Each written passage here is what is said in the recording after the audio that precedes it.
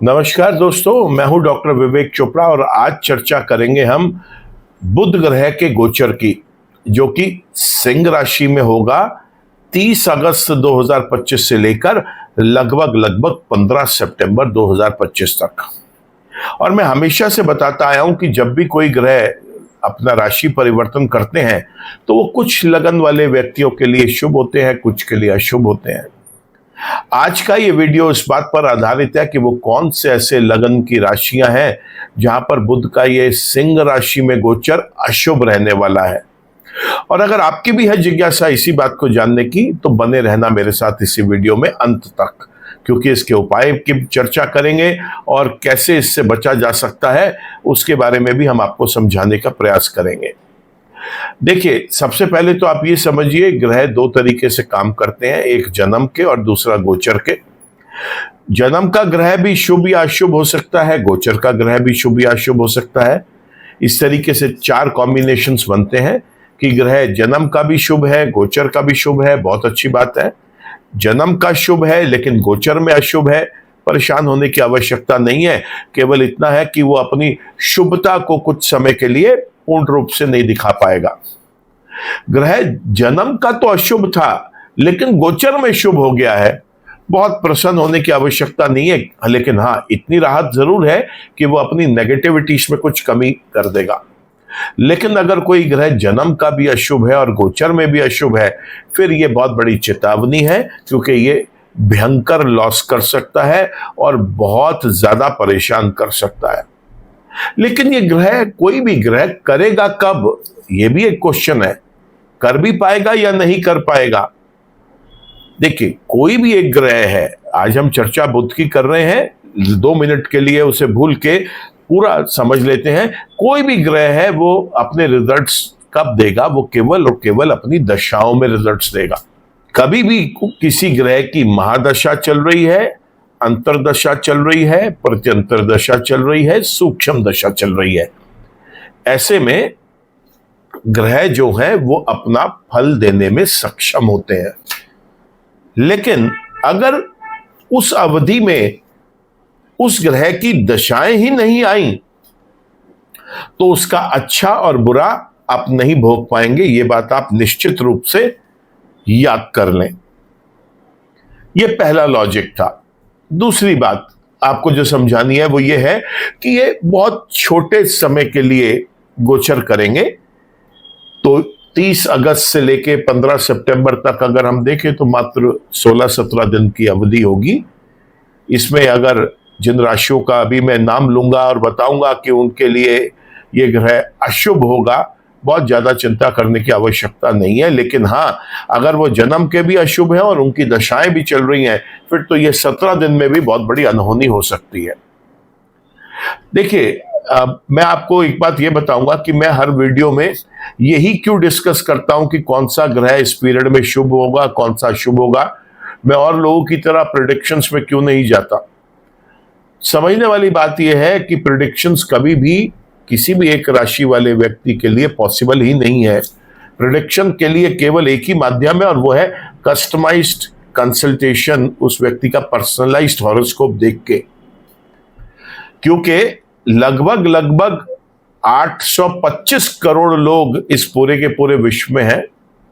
अगर मैं उन्हें 12 राशियों में भाग देके देखूं तो लगभग 70 करोड़ लोग एक राशि के अंदर आपको दिखाई देंगे। ऐसा कैसे संभव है कि 70 करोड़ लोगों के लिए एक सा ही वो ग्रह काम कर रहा है। किसी की लॉटरी निकल रही है तो सबकी निकल रही है, एक्सीडेंट हो रहा है तो सबका हो रहा है, शादी हो रही है तो सबकी हो रही है। ये पॉसिबल ही नहीं है, क्योंकि ग्रह नक्षत्र के रिजल्ट्स देते हैं, नक्षत्र उपनक्षत्र के और उपनक्षत्र उपनक्षत्र के, और वो भी तब देंगे जब उनकी दशाएं आएंगी।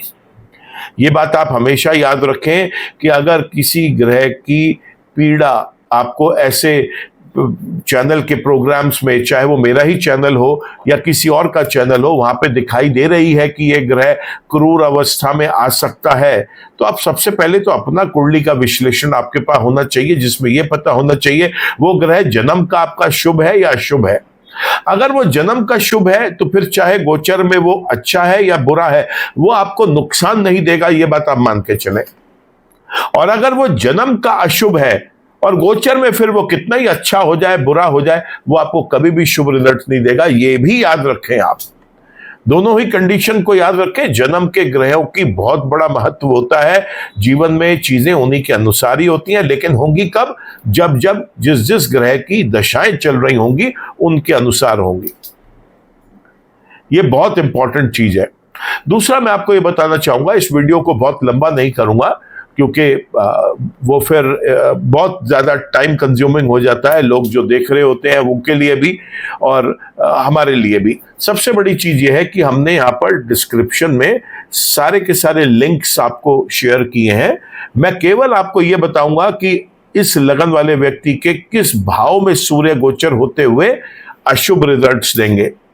आप डिस्क्रिप्शन में लिंक पर जाके उस भाव का वीडियो अपने लगन के लिए देख लें, वहां पे विस्तार से आपको उपाय भी बताए गए हैं और ऐसे में राहत कैसे मिलेगी उसकी भी पूरी की पूरी एक सूची आपको वहां पे मिल जाएगी।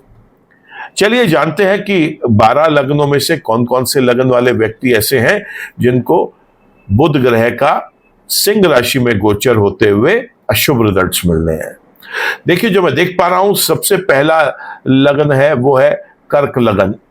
कर्क लगन के अंदर ये तीसरे और 12वें भाव के स्वामी होते हैं। दूसरे भाव के अंदर ये गोचर करेंगे सिंह राशि में और ये यहाँ पर पूर्णतः अशुभ रिजल्ट्स देंगे। तो जब आप नीचे डिस्क्रिप्शन में जाके पढ़ेंगे तो वहां पे दूसरे भाव में वो कैसे रिजल्ट्स दे रहे हैं वो वाला वीडियो आपने पढ़ना है और उसमें अपना केवल कर्क लगन से संबंधित जो पार्ट है उसको आपने सुनना है।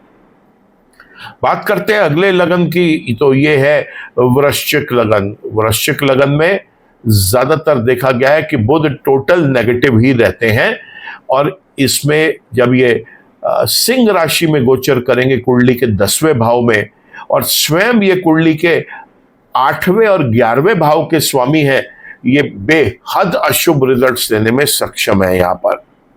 इसके बाद बात करें तो फिर मकर लगन।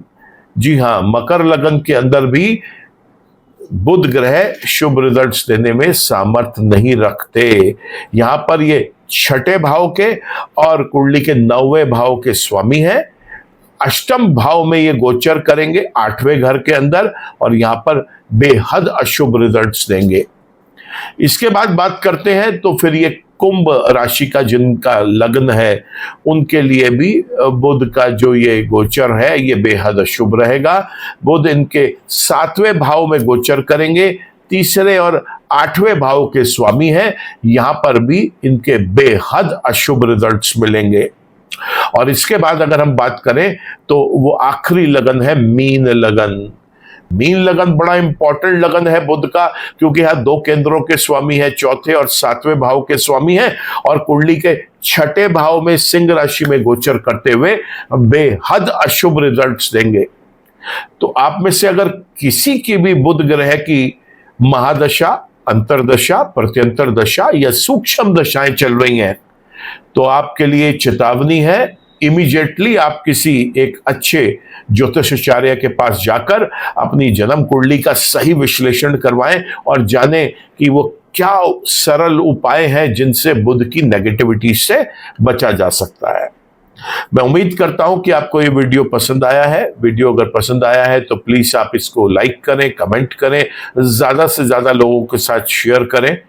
चैनल आपने सब्सक्राइब कर लिया है तो थैंक यू। किसी कारण से नहीं कर पाए या नए विजिटर हैं मेरे चैनल पर तो रिक्वेस्ट करूंगा कि आप इसको जरूर सब्सक्राइब कर लें, बेल आइकन को क्लिक कर लें ताकि कोई भी नया वीडियो अपलोड होता है उसका एक नोटिफिकेशन आप तक भी आ सके। आज के लिए इतना ही दोस्तों। ईश्वर आप सबका भला करे। नमस्कार।